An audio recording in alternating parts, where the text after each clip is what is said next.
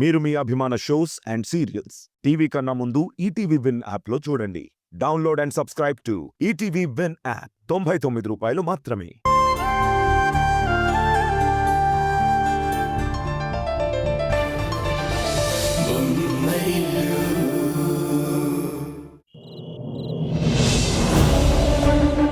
Usha news paper office దగ్గర కనిపించిందని మేఘన వదిన అమ్మకి కాల్ చేసి చెప్పింది.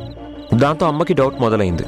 అందుకే నాకు ఇష్టం లేకపోయినా అమ్మ అడిగింది కాబట్టి ఫోన్ చేయాల్సి వచ్చింది. అలా అయితే పర్వాలేదు.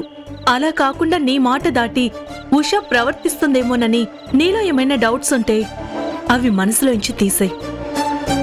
చచ్చా, అలాంటివి ఏం లేవు వదిన. ఒకవేళ ఏమైనా ఉంటే ఉషా విషయంలో నువ్వేమైనా తప్పుగా ఆలోచిస్తే అది ఖచ్చితంగా తప్పే అవుతుంది.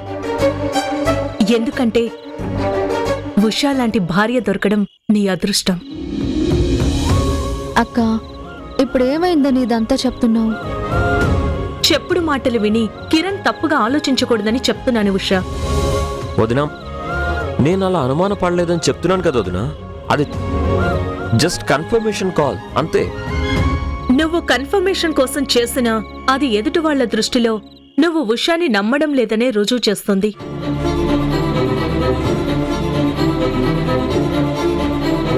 తన మెడలో నువ్వు 3 ముళ్ళు వేసిన మరుక్షణం తన వాళ్లని వదులుకొని నీ వాళ్ళనే తన వాళ్ళనుకొని నీ వెంట వచ్చేసింది ఉషా.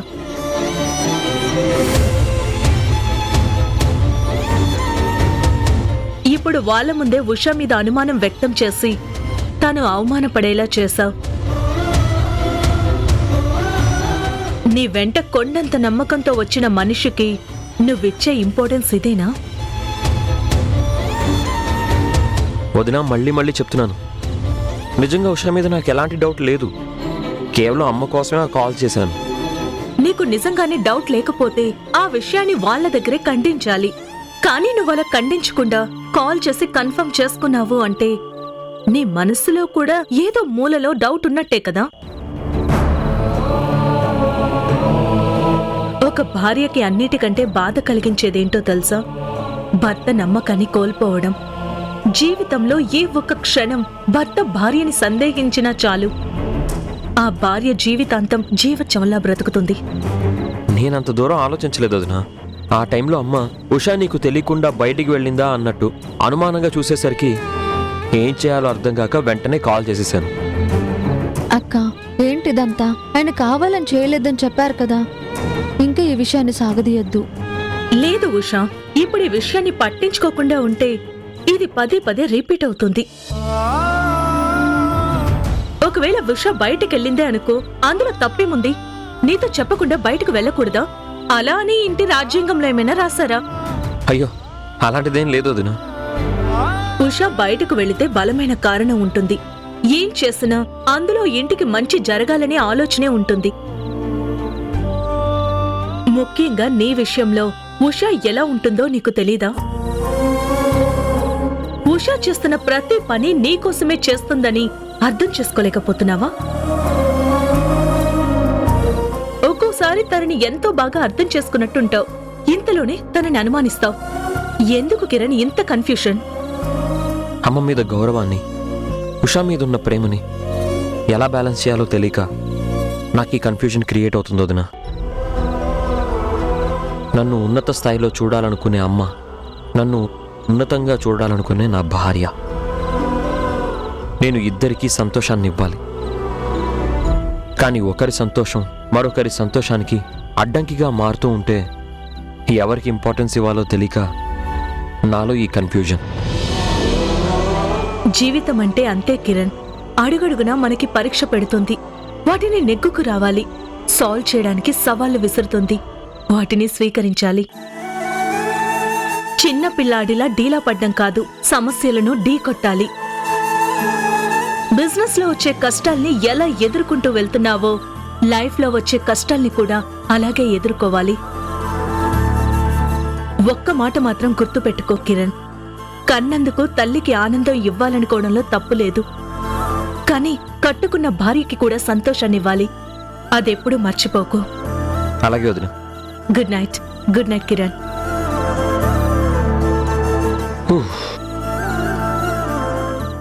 చెప్పిందండి. హ్మ్? అమ్మే అనుకున్నాను. ఈ మధ్య వదిన కూడా బాగా క్లాసులు తీసుకుంటుంది. అక్క మాట్లాడిన దాంట్లో తప్పే ఉంది.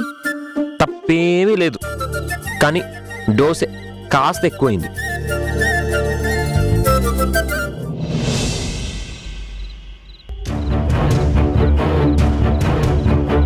మీ చిన్న కోడలికి స్వాతంత్ర్యం ఎక్కువైనట్టుంది. ఎవరికి చెప్పకుండా రోడ్ల మీద ఇష్టం వచ్చినట్టు తిరుగుతుంది. ఇప్పుడే ఉషని ఒక న్యూస్ పేపర్ ఆఫీస్ దగ్గర చూశానత్తయ్యా.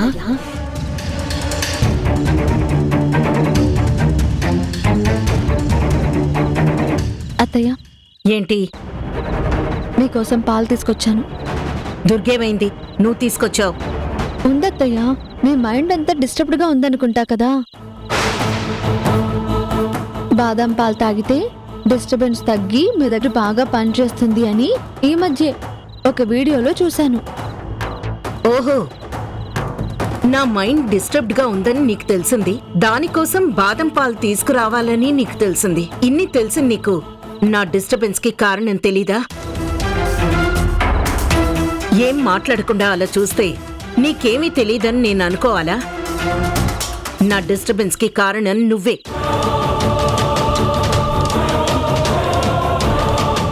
నీ వల్ల ఒక్క నిమిషం కూడా ప్రశాంతంగా ఉండలేకపోతున్నాను. నీలాంటి దాన్ని నాతో పాటు ఈ ఇంట్లో ఉంచుకుంటుంటే నాకు ఇరిటేషన్ పెరిగిపోతుంది. నేనేం చేశాను అత్తయ్య? మీకు పాలు తీసుకురావడం కూడా తప్పేనా? నాకు నచ్చని పని చేస్తూ నాకు ఒక టార్చర్ లా తయారయ్యావు. ఇక నిన్ను స్పేర్ చేయకూడదు. తక్షణం నిన్నింటి నుంచి పంపించేయాలి. అత్తయ్య, అవ్వని పనుల గురించి మీరు మరీ ఎక్కువగా ఆవేశపడిపోతున్నారు.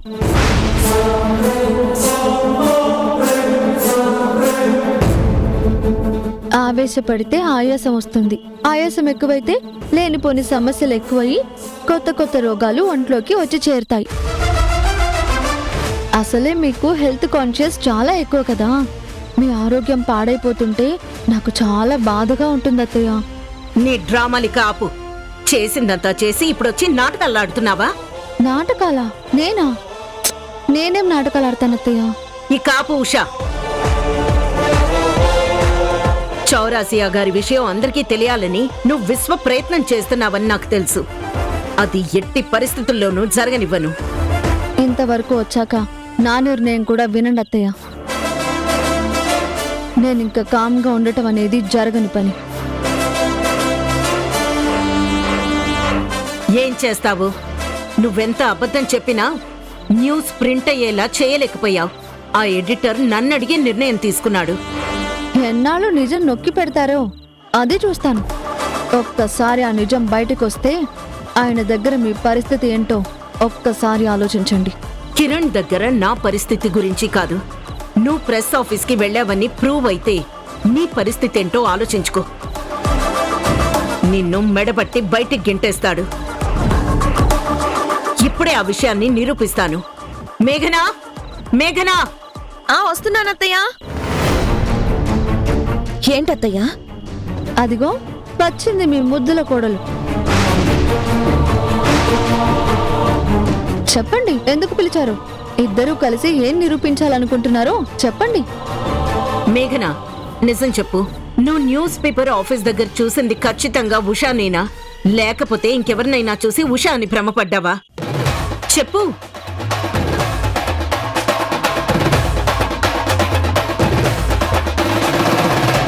నా కళ్ళు నన్ను మోసం చేయవద్దయ్యా. నేను చూసింది ఖచ్చితంగా ఉషానే.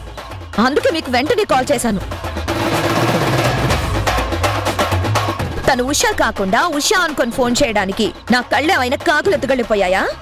కాకులెత్తుకుపోయాయో గద్దలెత్తుకుపోయాయో ఎవరికి తెలుసు? ఒకసారి కళ్ళ డాక్టర్కి చూపించు, తెలుస్తుంది. ఉషా, ఇష్టం వచ్చినట్టు నోరు పారేసుకొని నాతో అనవసరంగా పెట్టుకోకు. ఫలితం అనుభవించాల్సి వస్తుంది. మరి నీ ఇష్టం వచ్చినట్టు అబద్ధాలు చెబుతూ ఉంటే నేను మాత్రం చూస్తూ ఊరుకోవాలా? ఏ అబద్ధాలా? నేను అబద్ధాలు చెప్తున్నానా? అత్తయ్య, ఉషా అబద్ధాలు చెప్తుంది. ఉషా అక్కడ ప్రెస్ ఆఫీస్ దగ్గర ఎవరితోనో మాట్లాడావు, నేను నా కళ్ళారా చూశాను.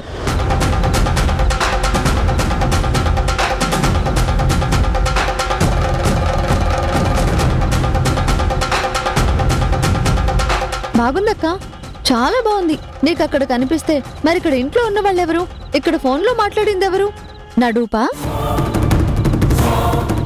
అత్తయ్య అత్తయ్య, ఈ ఉషని అస్సలు నమ్మకండి. నేను నిజంగానే ఈ ఉషని ప్రెస్ ఆఫీస్ దగ్గర చూశాను. ఇదేదో మాయ చేస్తుంది. అక్క, ఎవరినైనా మోసం చేయొచ్చు, కానీ అత్తయ్య గారు లాంటి ఇంటెలిజెంట్ ని మనం అస్సలు మోసం చేయలేము.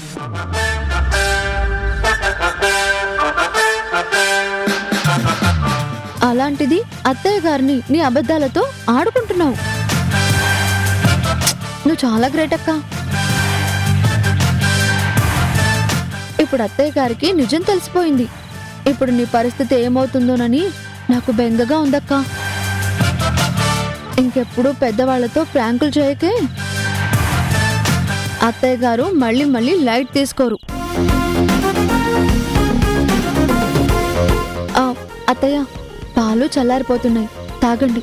లేకపోతే మళ్ళీ మీ ఆరోగ్యం పాడైపోతుంది.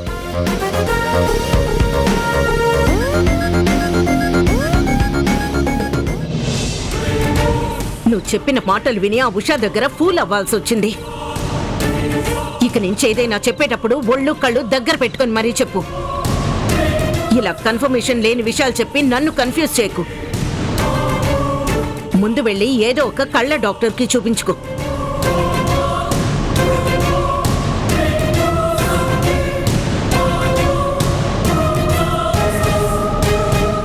అత్తయ్య, అవ్వని పనుల గురించి మీరు మరీ ఎక్కువగా ఆవేశపడిపోతున్నారు. ఇంతవరకు వచ్చాక నా నిర్ణయం కూడా వినండి అత్తయ్య. నేను ఇంకా కామ్గా ఉండటం అనేది జరగని పని. ఎన్నాళ్ళు నిజం నొక్కి పెడతారో అదే చూస్తాను. ఒక్కసారి ఆ నిజం బయటకు వస్తే ఆయన దగ్గర మీ పరిస్థితి ఏంటో ఒక్కసారి ఆలోచించండి.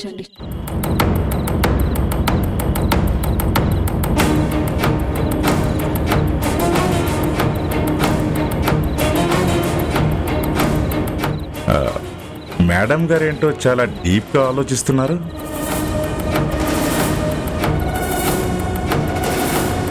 ఏం లేదండి, ఆఫీస్లో ఏవో ఫైల్స్ గురించి ఆలోచిస్తున్నాను.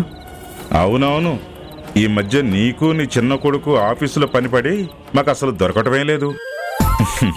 మీ ఇద్దరిని కలవాలంటే అపాయింట్మెంట్ తీసుకోలేమో. మా ఇద్దరిని మీరు మరీ అంత మోసైన అవసరం లేదు, కానీ విషయం ఏంటో చెప్పండి. మోసేయడం కాదు కిరణ్మయి, నేను నిజమే చెప్తున్నాను. కిరణ్ ఆఫీస్కి వస్తున్నప్పటి నుంచి మేడం గారి దర్శనం దొరకటం కూడా కష్టమైపోయింది. మీ మాటల్లో ఫన్ కనిపిస్తుంది అంటే ఏదో సీరియస్ మ్యాటర్ ఉందని నాకు అర్థం అవుతోంది. సరదాగా మాట్లాడడం మీకు చేత కాదు, కానీ ఆ మ్యాటర్ ఏంటో చెప్పండి. నిజం చెప్పావు కిరణ్మయి, నువ్వు నా మనసుని బాగా చదివావు. కానీ నువ్వు అర్థం చేసుకోవాల్సింది నా మనసు గురించే కాదు, పిల్లల మనసు కూడా అర్థం చేసుకోవాలి. పిల్లల మనసు గురించా? ఇప్పుడు వాళ్ళ మనసుకేమైంది? కిరణ్ ఇప్పుడు బిజినెస్ లో బాగానే దూసుకుపోతున్నాడు కదా. పిల్లలంటే కిరణ్ ఒక్కడే కాదు, నీకు వాడు కాకుండా ఇంకొక 3 పిల్లలు కూడా ఉన్నారు. ఇప్పుడు ఎవరి మనసుకేమైంది? మీరు విషయాన్ని నాంచకుండా సూటిగా చెప్పండి. సంజయ్ ఈ మధ్య ఆఫీస్కి అస్సలు వెళ్ళటం లేదని తెలిసింది. ఎందుకో కనుక్కున్నావా? నువ్వు ఆఫీసులో ఫైల్స్ గురించే కాదు, ఆఫీస్కి వచ్చే మనుషుల గురించి కూడా పట్టించుకోవాలి. దీని గురించా? ఇప్పటి వరకు నన్ను మనసులు మమతలు అంటూ తెగ టెన్షన్ పెట్టారు. వాడేదో కొంచెం ఫ్రీ టైం కావాలనుకుంటున్నట్టున్నాడు. మొన్న నేను అడిగినప్పుడు ఫ్రెండ్తో ఏదో పార్టీకి వెళ్తున్నానని చెప్పాడు. ఇన్నాళ్ళు చాలా కష్టపడ్డాడు పాపం. వాడికి మేఘనాతో సరదాగా కాసేపు టైం స్పెండ్ చేయడానికి కూడా కుదిరేది కాదు. కిరణ్ వచ్చాడు కదా, సంజయ్కి కొంచెం ఫ్రీ టైం దొరికింది. కొన్ని రోజులు ఆ భార్యాభర్తలిద్దరినీ ఎంజాయ్ చేయనివ్వండి. అవసరమైతే నేనే వాణ్ణి పిలుస్తాను. సరే, నువ్వన్నదే నిజమైతే మొన్న ఆఫీస్లో అర్జెంటుగా అకౌంట్స్ ఫినిష్ చేయాలని కిరణ్ సంజయ్ని హెల్ప్ చేయడానికి రమ్మంటే సంజయ్ వెళ్ళలేదట. ఆ విషయం నీకు తెలుసా? అంత అర్జెంట్ వర్క్లో కూడా వాడు ఆఫీస్ వర్క్కి కాకుండా ఫ్రెండ్స్తో ఎంజాయ్మెంట్కి ఇంపార్టెన్స్ ఇచ్చాడంటే నాకు విషయం నార్మల్గా కనిపించటం లేదు. నువ్వు వెంటనే ఈ విషయాన్ని సీరియస్గా తీసుకోవాలి. ఈ విషయం నాకు తెలీదు. కిరణ్ కూడా ఈ ప్రస్తావన నా దగ్గర తీసుకురాలేదు. కొన్ని విషయాలు నీ వరకు రావు కిరణ్మయి, నువ్వే తెలుసుకోవాలి. సంజయ్ ఆఫీస్కి రావడానికి ఇష్టపడటం లేదంటే తన మనసులో ఏముందో నువ్వే అడిగి తెలుసుకుని మళ్ళీ తన ఆఫీస్కి వచ్చేలా చేయాలి. అది నీ బాధ్యత. అదేంటి అలా మాట్లాడతారు? ఆ బాధ్యత నాకు మాత్రమే ఉందా, మీకు లేదా? సంజయ్ మీకు కూడా కొడుకే. వాడికి చెప్పాల్సిన బాధ్యత మీకు ఉంది. కిరణ్, నీ కొడుకులకి నువ్వు చెబితేనే వాళ్ళకి ఎక్కుతుంది. అలా తయారు చేసే వాళ్ళని నేను చెప్తే ఏదో ఒక సాకు చెప్పి తప్పించుకుంటారు. మన కొడుకులు దశరథుడి మాట జవదాటనే రామలక్ష్మణులు కాదు, సీతమ్మ మాటకి కట్టుబడి లవకుశలు. అందుకనే నువ్వు చెప్తేనే వాడు వింటాడు. సర్లేండి, వాడిని ఆఫీస్కి పంపించమని చెప్పమంటే నాకు రామాయణం చెప్తున్నారు. సరే, సంజయ్కి నేనే చెప్తానులేండి. సరే.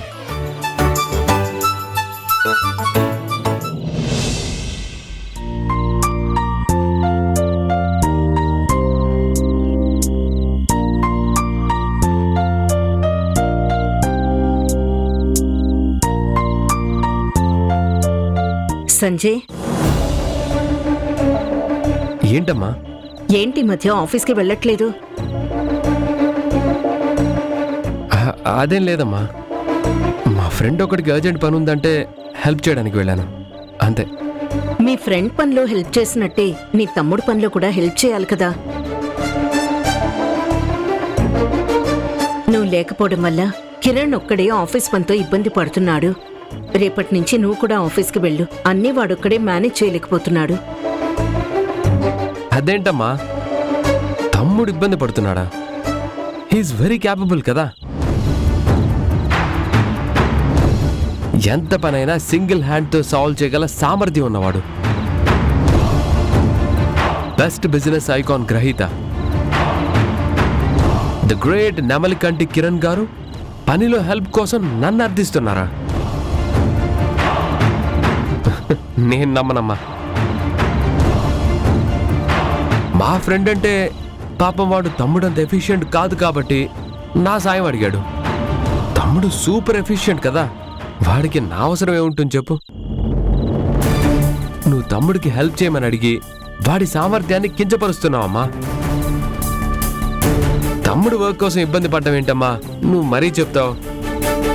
ఏంట్రా సంజయ్ అలా మాట్లాడుతున్నావు? ఆఫీస్లో ఇప్పుడు ఎంత పనుందో నీకు తెలుసు కదా.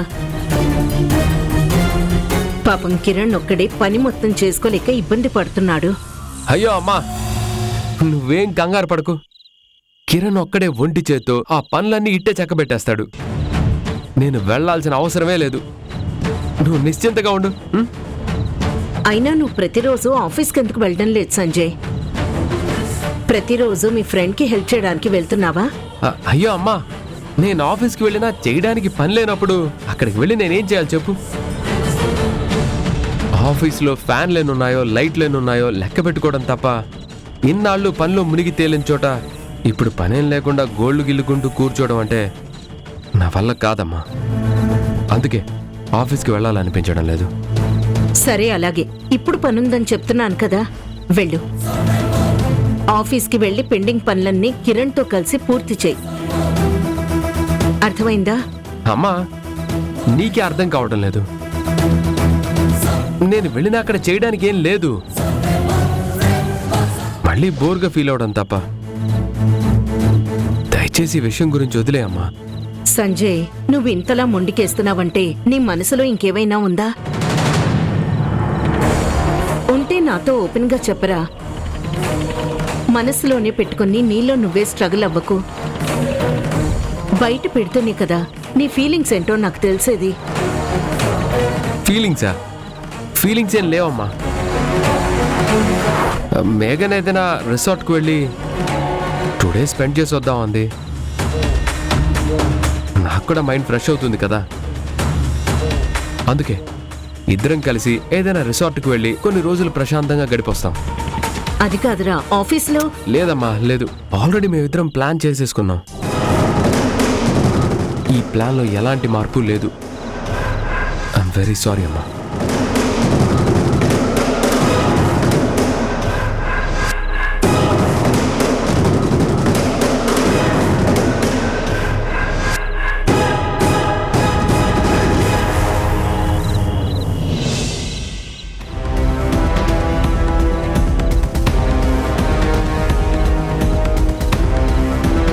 ఇంట్లో జరుగుతున్న సంఘటనలు చూస్తుంటే ఏది నాకు అనుకూలంగా కనిపించడం లేదు.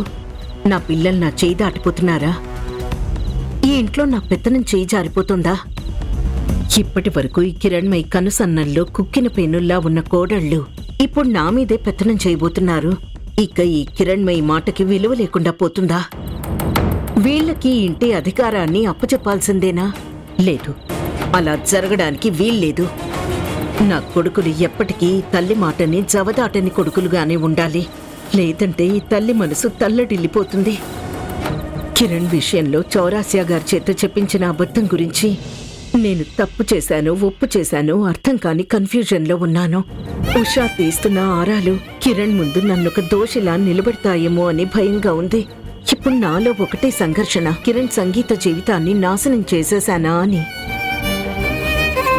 సంగీతంలో వాడు సాధించే విజయాల కంటే ఒక బిజినెస్ మ్యాన్ గా వాడి జీవితం మరింత విజయవంతంగా ఉంటుందనే కదా నేనా పని చేశాను. ఈ రోజు ఒక సక్సెస్ఫుల్ బిజినెస్ మ్యాన్ గా నిలబెట్టాను. అది ఆ ఉషకి అర్థం కావడం లేదేంటి? కిరణ్ కి ఇష్టం లేని బిజినెస్ వైపు తీసుకెళ్లిపోయానని ఒకటే గొడవ చేస్తోంది. ఈ ఉషని కంట్రోల్ చేయలేక నా బుర్ర బద్దలైపోతోంది. అసలు ఎందుకు అడుగడుగునా నన్ను ఉష అపార్థం చేసుకుంటూ నన్నొక విలన్లా చిత్రీకరించడానికి ప్రయత్నం చేస్తోంది. తను చెప్పే మాటలు కిరణ్ నమ్మాడంటే ఇంతవరకు నేను పడిన కష్టం బూడిదలో పోసిన పన్నీరవుతుంది. ఈ కన్ను తల్లి కష్టం వృధా పోకూడదు. నా కొడుకు ముందు నేనొక అపరాధిలా నిలబడాల్సిన అగత్యం నాకు రాకూడదు. ఇవన్నీ జరగకూడదు అంటే నేనా ఉష మీద గెలవాలి. ఆ ఉష నాకు ప్రాబ్లం క్రియేట్ చేయకూడదు అంటే తను తాపిగా కూర్చుని ఆలోచించే సమయం తనకు ఉండకూడదు. తన చుట్టూ ఎప్పుడూ ఏదో ఒక ప్రాబ్లం చుట్టుకొని ఉండేలా క్రియేట్ చేయాలి.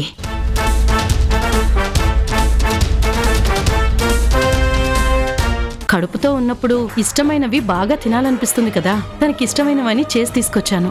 మీ కూతుర్ని గొప్పింటికి పంపించి ధనవంతురాల్ని చేశారు. ఇప్పుడేమో ఈ పిండి వంటలు, పుట్టింటి చీరలు అంటూ అటు ఇటు తిరుగుతూ మీరు ధనవంతులైపోదామని చూస్తున్నారు.